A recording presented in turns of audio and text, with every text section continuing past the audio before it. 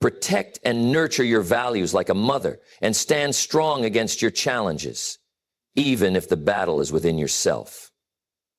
Don't become a victim of yourself. Life may throw hardships your way. People may talk. Circumstances may be unfair and setbacks may come. But the greatest danger isn't what happens to you. It's what happens within you. Don't let self-doubt, fear, or bad habits steal your potential. Worry less about the thief in the street trying to take your wallet. Beware of the thief in your mind trying to steal your future. Your mind is the most powerful tool you have. It can either be your greatest asset, opening doors to success, wealth, and fulfillment, or it can be your worst enemy, keeping you stuck, doubting, and settling for less than you deserve. The choice is yours. But here's the key. If you don't take control of your mind, something else will.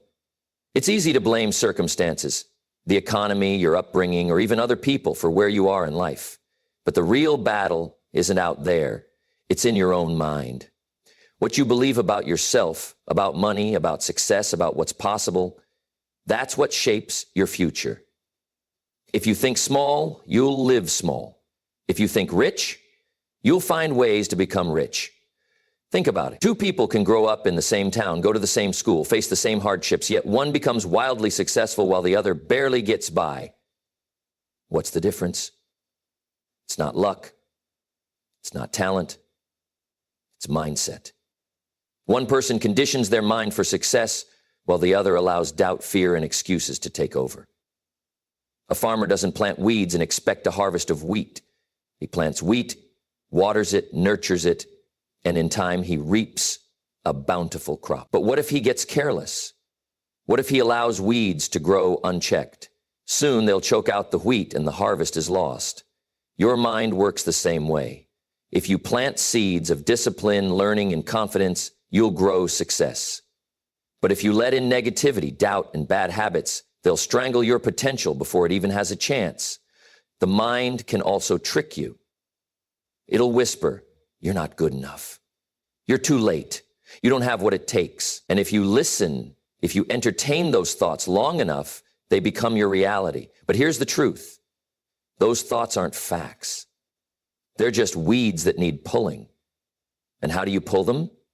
By replacing them with new, stronger beliefs. If you tell yourself, "I am capable, I am willing to learn, I am determined," and back those words with action, everything begins to shift. Because success isn't about waiting for the right opportunity. It's about being ready when the opportunity comes. And readiness starts in the mind. So ask yourself, am I controlling my mind, or is my mind controlling me? Because if you don't take charge, something else will. Fear, doubt, negativity.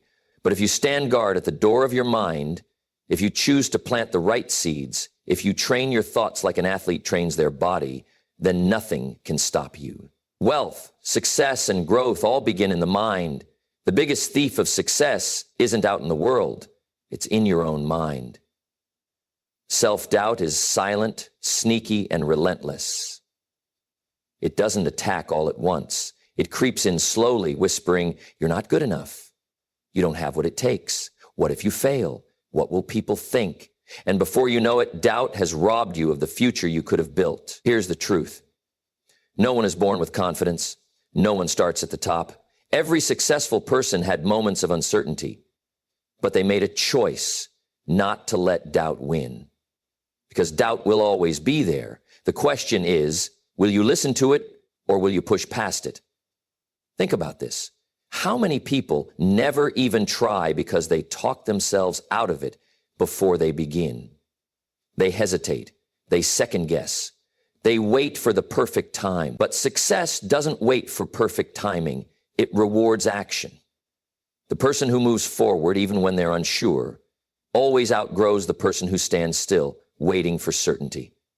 A young man once told me, "I want to start a business, but what if I fail?" I said, "What if you succeed?" He had never thought of that. His doubt had convinced him that failure was the only outcome. But here's the thing.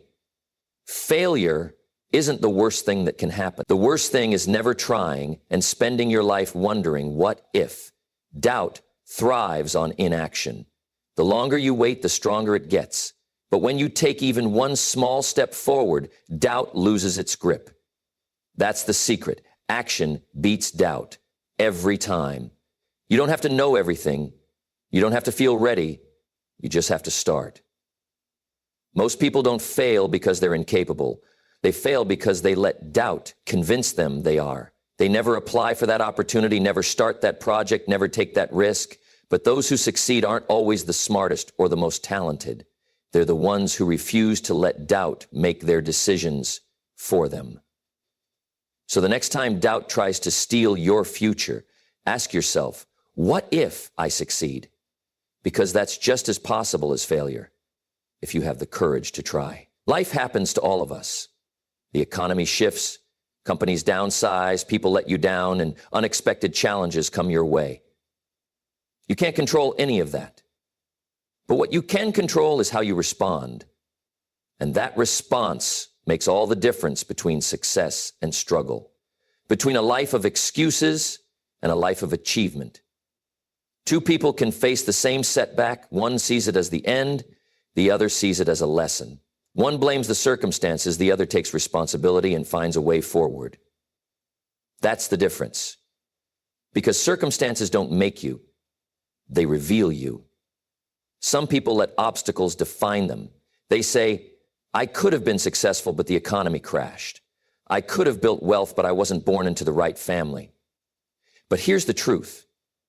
Someone else faced the same situation and still found a way to succeed. The economy didn't stop everyone. A tough upbringing didn't stop everyone. The difference? Mindset. A man once told me, I lost everything when my business failed. I said, no, you lost money. The real question is, what did you gain? He looked at me confused, but then he thought about it. He had gained experience, wisdom, and resilience. If he used that, he could rebuild bigger and better. That's the power of response. The problem isn't what happens. It's how you see what happens. You can see problems as walls or as doors, as dead ends or as detours leading you to something greater. A setback can be an excuse to quit or a reason to push harder. It's never about what happens. It's about what you do next. Storms will come, and you can't stop them, but you can build a strong enough foundation to withstand them. The wind doesn't decide where your ship goes. You do, by adjusting the sails. The key is learning to control what you can, your attitude, your discipline, your effort. That's where your real power is. So the next time life throws something unexpected at you, ask yourself, what's my response? Because that response will shape your future far more than the circumstance ever could. The most dangerous place to be isn't at rock bottom. It's in a comfort zone. Comfort feels good, but it silently steals your ambition, your drive, and your future. It whispers, you're doing fine. Take it easy. You don't need to push yourself. And before you know it, years have passed, and you're in the same place, wondering where all the time went. Success isn't about getting to a certain level and stopping. It's about staying hungry. The moment you start thinking, I've made it, I don't need to learn anymore, I don't need to work as hard, is the moment you start falling behind, because someone else is out there working, learning, growing, ready to take your place. I once knew a man who built a great business. He worked hard, took risks, and created something valuable. But then he got comfortable. He stopped improving, stopped innovating, and slowly his business started shrinking. Not because the market changed, but because he did. He lost his hunger, and the world moved on without him. Compare that to the truly successful, the ones who never stop growing, the millionaires who still read books, the champions who still train like they're in last place. They understand that success isn't a destination, it's a moving target. You don't get to the top and stay there by accident. You earn your place every day. The question is, what's keeping you comfortable? Maybe it's a steady paycheck, a decent lifestyle, or the idea that you've done enough. But enough isn't what builds greatness. Greatness comes from that relentless desire to keep getting better, to challenge yourself even when you don't have to. Think of it like a muscle. If you don't push it, it doesn't grow. If you stop exercising, you don't stay the same. You get weaker. Growth works the same way. The moment you stop stretching, you start shrinking. So don't settle. Don't let comfort rob you of the next level. Stay hungry for learning, for improvement, for more. Because the ones who keep growing are the ones who keep winning. You don't rise to the level of your goals. You rise to the level of the people around you. Look at your closest relationships. Are they pushing you forward or keeping you comfortable? Are they challenging you to grow or are they making it easy for you to stay the same? Because the truth is, your environment shapes you more than you realize. Some people in your life will encourage your excuses. They'll tell you it's okay to settle, that you're working hard enough, that you shouldn't take risks. Not because they mean harm, but because they don't want to grow. And if you start leveling up, it forces them to look at their own choices. It's easier for them if you stay where you are. Then there are those rare individuals who won't let you stay comfortable. The ones who push you, challenge you, and refuse to accept mediocrity. They see what you're capable of even when you don't. And if you have people like that in your life, hold on to them because they're priceless. I once had a conversation with a young man who wanted to build wealth. He had the ambition, but he spent all his time with people who didn't. Every weekend, they talked about how life was unfair, how success was just luck, how rich people were greedy. I told him, if you keep sitting at that table, you'll start thinking the same way. And if you think like them, you'll live like them. Because here's what happens. You start to adopt the mindset of those you spend time with. If you're around people who complain, you'll start complaining. If you're around people who make excuses, but if you surround yourself with people who think big, work hard, and hold themselves to a higher standard, that becomes your new normal. So take a hard look at your circle. Do they make you better, or do they keep you comfortable? Do they challenge you, or do they enable you? Because one of the greatest influences on your success isn't your background, your talent, or your circumstances. It's who you choose to be around. And that choice is yours. Nobody is coming to hand you success. No one owes you wealth, happiness, or a better life. If you want something, you have to go out and earn it.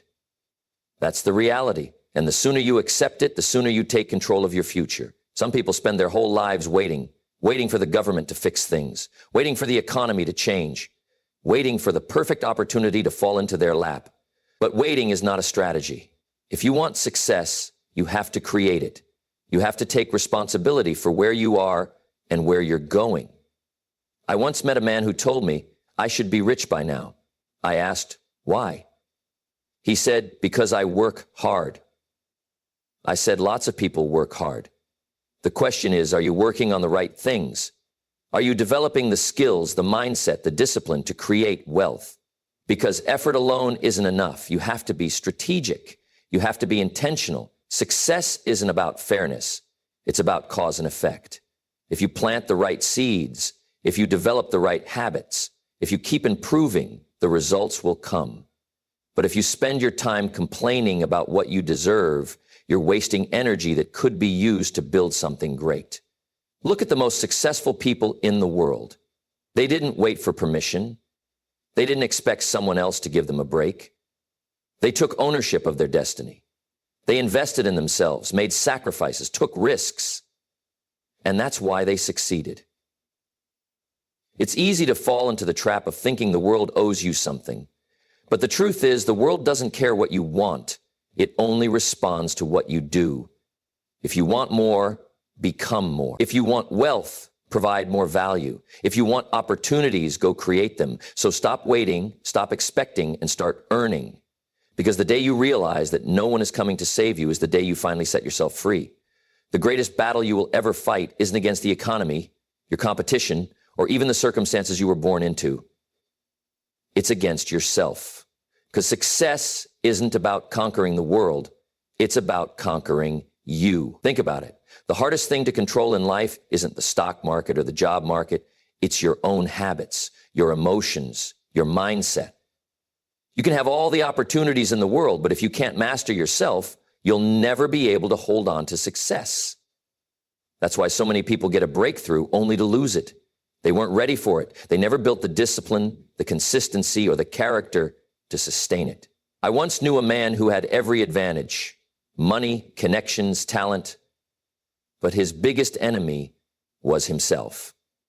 He couldn't control his spending, his attitude, or his decisions. And one by one, his opportunities slipped away.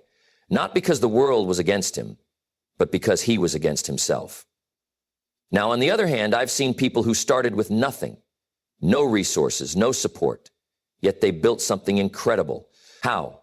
They mastered their mindset. They developed the ability to control their emotions, their habits, and their reactions. They didn't let circumstances dictate their future. They built discipline. They built resilience. And because of that, success had no choice but to follow. If you can control yourself, you can control your future. If you can master your thinking, you can master your results. But if you let distractions, laziness, fear, or bad habits control you, you'll always be a prisoner to your own potential. So the question is, who's in charge? You or your excuses? You or your bad habits? Because the moment you take full control of you, everything else falls into place. So starting today, take charge. Stand guard at the door of your mind. Surround yourself with people who challenge you. Read, learn, grow. Take responsibility for your success, and don't wait for the world to hand you anything, because it won't. You have everything you need to create an extraordinary life, but the decision is yours. Will you step up? Will you take control? Because the moment you do, success will have no choice but to follow. Now go out there and make it happen.